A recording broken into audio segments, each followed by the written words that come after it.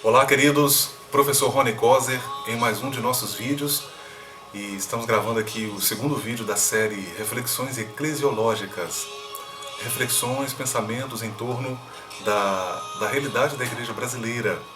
Eu espero que este vídeo ou esta série de vídeos possa ser bênção para você, para sua família, para todos que nos assistem, que você possa compartilhar essas reflexões. E eu agradeço a você que acompanha o meu trabalho. Eu tenho recebido depoimentos, demonstrações de carinho de pessoas através da internet, pessoalmente também, e louvo ao Senhor. Quero dedicar este vídeo de uma forma muito especial a duas classes de pessoas. Quero dedicar primeiro aos pastores que dedicam sua vida à obra de Deus, que dedicam sua vida à vida dos outros. Quero dedicar esse vídeo também aos estudantes de teologia e quero aqui ser um pouquinho egoísta nesse momento.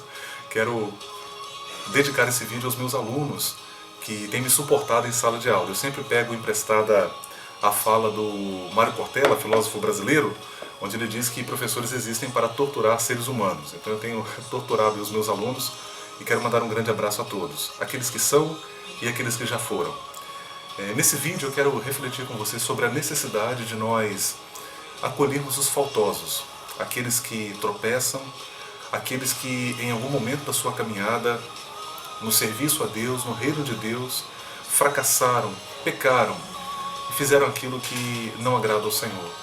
É interessante pensar que durante muitos anos nós, e ainda fazemos isso, temos desenvolvido uma dificuldade muito grande de separar pecado de pecador. Por mais que a gente fala isso, por mais que a gente possa até proferir isso nas nossas pregações, nós ouvimos sempre aquela frase que Deus ama o pecador, mas não o pecado. E o fato é que na prática nós não fazemos essa separação muitas vezes. Quero reiterar aqui que isso não é uma abordagem generalizante, mas essa realidade está presente nas nossas igrejas.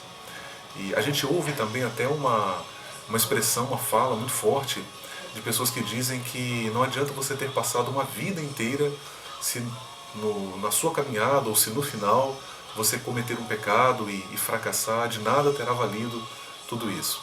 Eu confesso a você que me assiste nesse vídeo que sempre tive muita dificuldade com isso.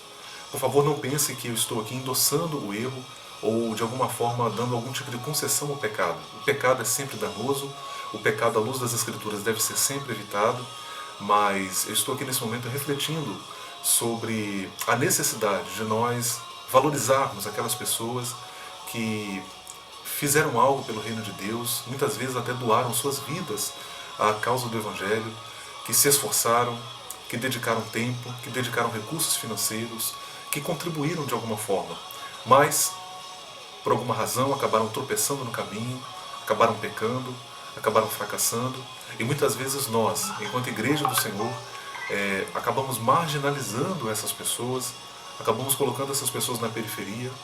Se antes tínhamos uma amizade com elas, simplesmente a partir desse momento, a partir desse tropeço, fazemos uma espécie de boicote relacional, passamos a não mais falar com essa pessoa ou com essas pessoas, e às vezes até desejamos que de alguma forma essas pessoas elas vão para longe de nós por causa do seu pecado, por causa da sua transgressão, talvez por causa do escândalo que trouxeram para a igreja do Senhor.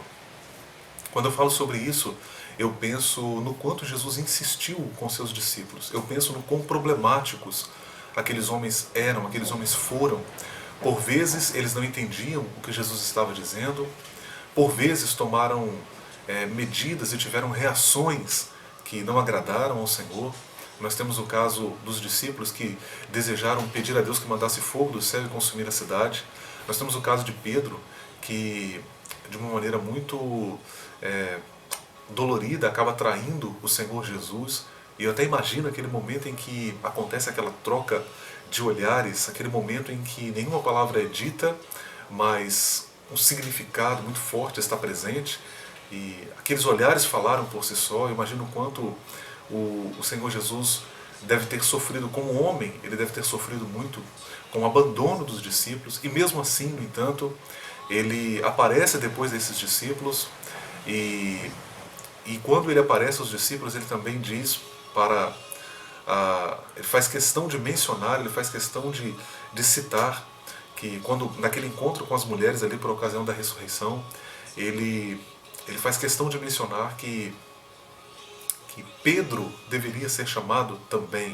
De alguma forma Pedro foi destacado ali, certamente por esse acontecimento em especial, a negação de Pedro do Senhor Jesus. É interessante como Jesus insiste com essas pessoas, é interessante como Jesus trata esses discípulos, e é interessante como esses discípulos vão render tanto para o reino de Deus depois. Eu nessa fala não desconsidero o fato de que na igreja brasileira hoje nós estamos convivendo com uma crise seríssima e que acomete a muitos crentes. Eu tenho chamado isso de a crise do arrependimento. As pessoas não se arrependem dos seus pecados, as pessoas simplesmente não demonstram, muito mais do que remorso, mas um arrependimento sincero daquilo que fizeram de errado. Mas é verdade também que há pessoas que são bons cristãos, são pessoas que contribuíram com a obra de Deus, mas que acabaram tropeçando na caminhada, e nós simplesmente excluímos essas pessoas e mandamos essas pessoas embora. De alguma forma não somos capazes de caminhar a segunda milha. De alguma forma não somos capazes de suportar os faltosos, de suportar aqueles que fracassaram, de estender-lhes as mãos com amor e ajudá-los para que eles possam se reerguer. E mesmo aqueles que pecaram da maneira mais sórdida, mesmo aqueles que pecaram da maneira mais terrível, mais vulgar, por assim dizer, ainda assim esses também devem ser alcançados pelo amor de Cristo, que deve ser exalado através das nossas vidas. Conquanto que entendamos que pessoas que fracassam, que pecam, possam não ter condições de continuar exercendo uma função ministerial ou exercer uma atividade específica na igreja, seja ela qual for, ainda assim essas pessoas devem passar pelo caminho da disciplina. Mas disciplina bíblica, a disciplina à luz das Escrituras, ela não vem para matar, ela não vem para afastar, ela vem para curar a pessoa. Nós usamos o texto de 1 Coríntios capítulo 5 com muita ênfase, com muita virulência, às vezes até, quando Paulo trata com tanta severidade aquele homem na igreja de Corinto que estava tendo relações sexuais com a sua própria madrasta. Mas algo que por vezes passa despercebido é que quando ele escreve a sua segunda epístola, há indícios de que aquele homem havia se arrependido, e Paulo agora orienta que ele deveria ser acolhido com amor e deveria ser inserido na igreja e tratado pela igreja. A igreja precisa se pautar pelo amor, pela caridade cristã e acolher essas pessoas. É preciso caminhar a segunda milha. Que você possa refletir nesse vídeo, nessa ponderação, e que Deus nos ajude. Essa missão não é apenas uma missão pastoral, mas é uma missão de toda a igreja, que num certo sentido também exerce uma atividade pastoral. A teologia pastoral, por assim dizer, a teologia do cuidado com o outro, com o próximo, ela não está restrita apenas à classe dos pastores evangélicos, mas todos nós precisamos desenvolver essa atividade e contribuir de alguma forma.